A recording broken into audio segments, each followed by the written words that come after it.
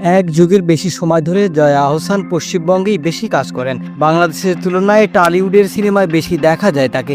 টলিউডের তার জনপ্রিয়তাও কম নয়। পশ্চিমবঙ্গের সব নামী নির্মাতারা তাদের সিনেমায় যে কোনো গুরুত্বপূর্ণ চরিত্রে জয়াকেই খোঁজেন। জয়া আহসানকে কেন টলিউডের সিনেমায় নিয়মিত সুযোগ দেওয়া হচ্ছে, এ প্রশ্ন তুলেছেন তৃণমূল কংগ্রেসের নেত্রী জুই বিশ্বাস। শুধু তাই নয়, জয়া আহসান সহ বাংলাদেশি সকল প্রকার ইলেকট্রনিক্স পণ্য কিনতে এখনই ভিজিট করুন হীরা ইলেকট্রোমার্টের ফেসবুক পেজ।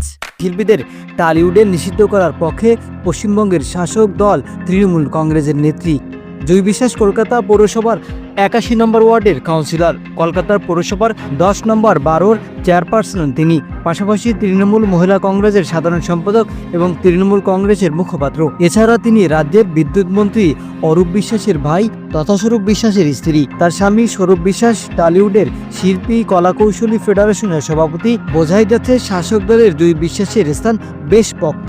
বাংলাদেশি শিল্পীদের টলিউডে কাজ করা নিয়ে জুই বিশ্বাস প্রতিবাদী স্ট্যাটাস দিয়েছে ফেসবুকে। গত মঙ্গলবার সেই স্ট্যাটাস শেয়ার করেছেন টলিউডের অনেকেই। জুই বিশ্বাস লিখেছেন, আমরা পশ্চিমবঙ্গের বাঙালিরা কি জেগে ঘুমিয়ে আছি?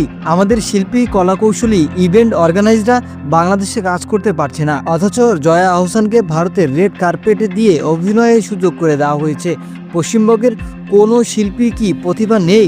জয়া যে চরিত্র করছে সেই চরিত্রে অভিনয় করার মতো? কেন ভারতীয় জাদুঘরে তার মিউজিক অ্যালবাম রিলিজ হয়? প্রযোজক পরিচালকরা দেশবিরোধী কাজ করছেন, তাদের বিরুদ্ধে প্রতিবাদ করা উচিত। একই সঙ্গে জুই বিশ্বাস প্রশ্ন তুলেছেন, বলিউডে যদি পাকিস্তানি শিল্পীদের নিষিদ্ধ করতে পারে, তাহলে বাংলাদেশি শিল্পীদের ক্ষেত্রে টলিউড এত উদার কেন?